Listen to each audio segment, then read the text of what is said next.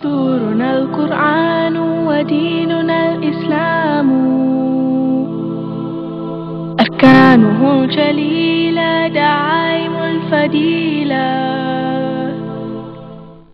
وَلَقَدْ يَسَّرْنَا الْقُرْآنَ لِلذِّكْرِ فَهَلْ مِن مُدَّكِرٍ، اور بے شک ہم نے آسان کیا قرآن نصیحت کو، پھر ہے کوئی نصیحت پکڑنے والا؟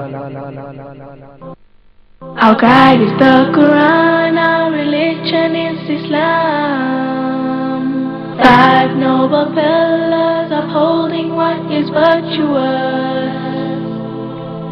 To make the testimony is the base of the faith, and the fast and the prayer, the pilgrimage and charity. سورہ قمر جو ہے بہت ہی سنیے بہت آسان صورت ہے، بہت آسان صورت ہے، بہت آسان صورت ہے۔ اس کے 7 پیراگراف ہیں۔ ادھر دیکھیے، ایک تمہید ہے اور ایک جو ہے اختتامیہ ہے۔ ایک تمہید ہے، اختتامیہ ہے۔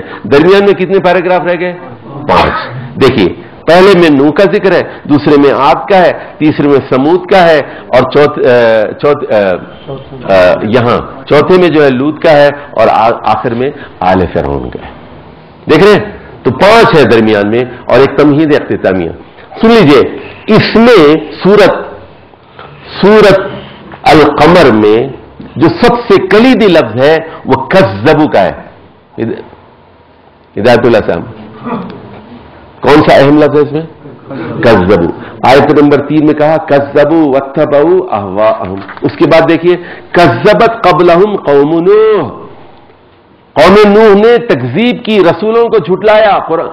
اچھا، اس کے بعد آیا کذبت عاد، عاد نے تکذیب کی۔ اس کے بعد فرمایا کذبت سمود، سمود نے تکذیب کی۔ اس کے بعد فرمایا کذبت قوم لوط، اور اس کے بعد کہا گیا وَلَقَدْ جَاءَ آلَ فِرْعَوْنَ النُّذُرُ كَذَّبُوا بِآيَاتِنَا۔ تو جو آدمی یہ جو کذبو کی تکرار ہے، جھٹلایا جھٹلایا جھٹلایا جھٹلایا، یہ اس صورت کو نہیں سمجھ سکتا۔ اس کے بعد اب لیجیے آخری پیراگراف اس کا آخری پیراگراف۔ پہلے ہم مرکزی مضمون پڑھ لیتے ہیں، میں آخری پیراگراف کی بارے میں کچھ وضاحت کرتا ہوں۔ کافروں کی اتحادی قوت، سن لیجیے، 46 ملکوں کی فوج کہاں آ گئی ہے؟ افغانستان میں آ کے بیٹھی ہوئی ہے نا، الائیڈ فورسز۔ اللہ کہہ رہا ہے کافروں کی اتحادی قوت کی ہزیمت و شکست کی پیشگوئی ہے۔ مشرکین مکہ کو جرم تکذیب پر دھمکی دی گئی۔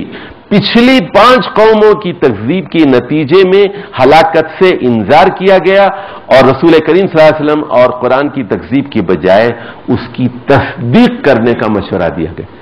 رسول کو مت جھٹلاؤ، قرآن کو مت جھٹلاؤ، بلکہ اس کی تصدیق کرو، اس پر ایمان لاؤ۔ اچھا جی، 2 باتیں اس صورت میں بڑی اہم ہے، اس کی طرف اشارہ کرنا بہت ضروری ہے۔ ایک تو اکثر ہمارے لوگ کہتے ہیں قرآن بہت آسان ہے، قرآن بہت آسان ہے۔ بھائی میں 35 سال سے قرآن پڑھ رہا ہوں، مجھے تو آج بھی قرآن جو ہے پوری طرح سمجھ میں نہیں آتا۔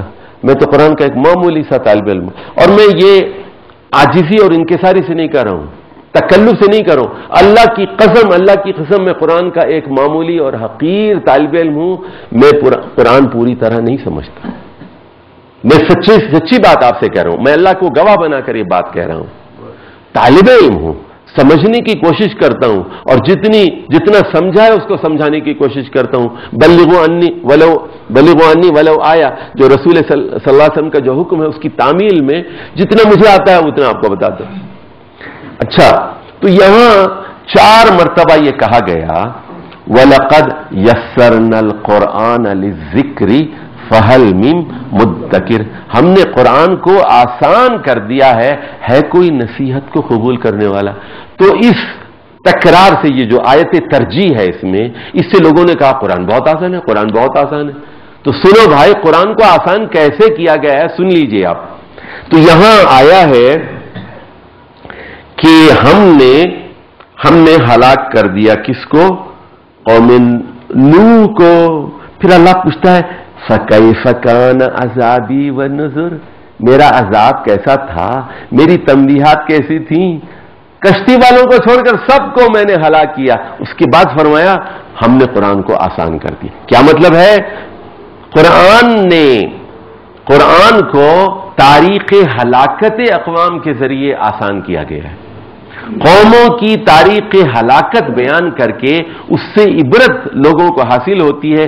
اس طرح قرآن کو آسان کیا گیا. پھر کہا گیا کہ ہم نے جب عاد کو ہلاک کیا تو ہر طرف لاشیں ہی لاشیں پڑی ہوئی تھی ہوا سے. کانہم اعجاز نخل منقعر، ہر طرف کھجور کے تنے جیسے پڑے ہوئے تھے، لاشیں پڑی ہوئی تھی. 8 دن اور 7 راتوں تک ہوا چلتی رہی. فَكَيْفَ كَانَ عَذَابِي وَنُذُرِ، میرا عذاب کیسا تھا، میری تنبیہات کیسی تھیں. ہم نے قرآن کو نصیحت حاصل کرنے والوں کے لیے آسان کر دیا ہے. یعنی تاریخ ہلاکت کے سچے واقعات سے قرآن کو آسان کیا گیا ہے. پھر اسی طرح سمود کا ذکر ہے اور لوط کا ذکر ہے. دوسری بات، اب آپ آ جائیے آخری پیراگراف پر.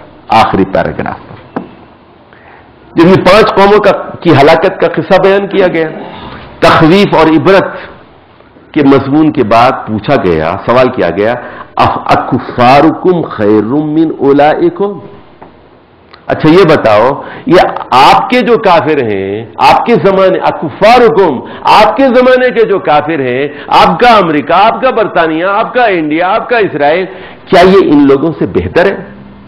یہ عاد سے بہتر ہے، سمود سے بہتر ہے؟ اکفارکم خیر من اولئکم.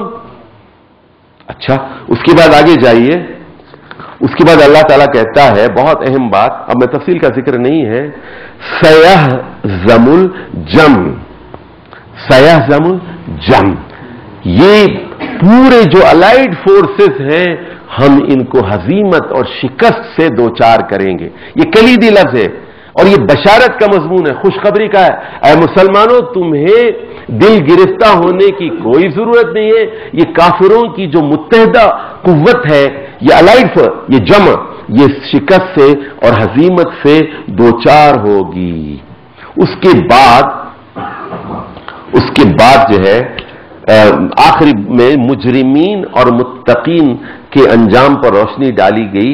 ان المجرمین فی ضلال وسعر، یہ جو ہے گمراہی میں جو مجرمین ہیں یہ بھڑکتی ہوئی آگ میں ہوں گے اور ان کو آگ میں کھینچا جائے گا. اور اس کے بعد بتایا گیا کہ ان المتقین، جو اس دنیا میں بچ بچ کر زندگی گزارتے ہیں اور ان کی طرح، ان 5 قوموں کی طرح سرکشی کا مظاہرہ نہیں کرتے. متقین کا مطلب کیا ہے؟ تکذیب سے بچتے ہیں اور تکبر سے بچتے ہیں، سرکشی سے بچتے ہیں. فی جنات و نہر، وہ باغات میں ہوں گے اور نہروں میں گھرے ہوئے ہوں گے. فی مقعد صدق، سچائی کے مقام پر ہوں گے. اور سنیے بہت ہی پیاری بات سے اس سورت کا اختتام ہوتا ہے، عند ملیک مقتدر. سیٹ کہاں ملے گی آپ کو؟ با اختیار مقتدر، بادشاہ کے بالکل نزدیک آپ کا مقام ہوگا. متقین کہاں ہوں گے؟ جیسے ہوتا ہے نا کہ اگر فرض کیجئے میریٹ پہ ڈنر ہوتا ہے اور وزیر اعظم کے ساتھ ڈنر، صدر کے ساتھ ڈنر، اور یا وائٹ ہاؤس میں ڈنر ہے صدر امریکہ کے ساتھ، تو کہتا ہے 500 لوگ ہوتے ہیں وہاں، سیٹ کہاں ہوگی؟ اور سب سے جو معزز مہمان ہوتا ہے نا، وہ کس کے پاس ہوتا ہے؟ وہ صدر کے ٹیبل پر اس کو کھانا کھلایا جاتا ہے. اس کے نزدیک اس کے قریب لوگ ہوتے ہیں، پھر اور قریب، اور پیچھے جو بالکل چھوٹے معمولی لوگ ہوتے ہیں نا، بالکل پیچھے ان کو سیٹ ملتی ہے، وہاں کھاتے ہیں، پھر بالکل پیچھے ہوتے ہیں، بیک یارڈ. تو فرمایا کہ متقین باغات میں ہوں گے، نہروں میں گھرے ہوں گے. عند ملیک مقتدر، مقتدر بادشاہ کے نزدیک.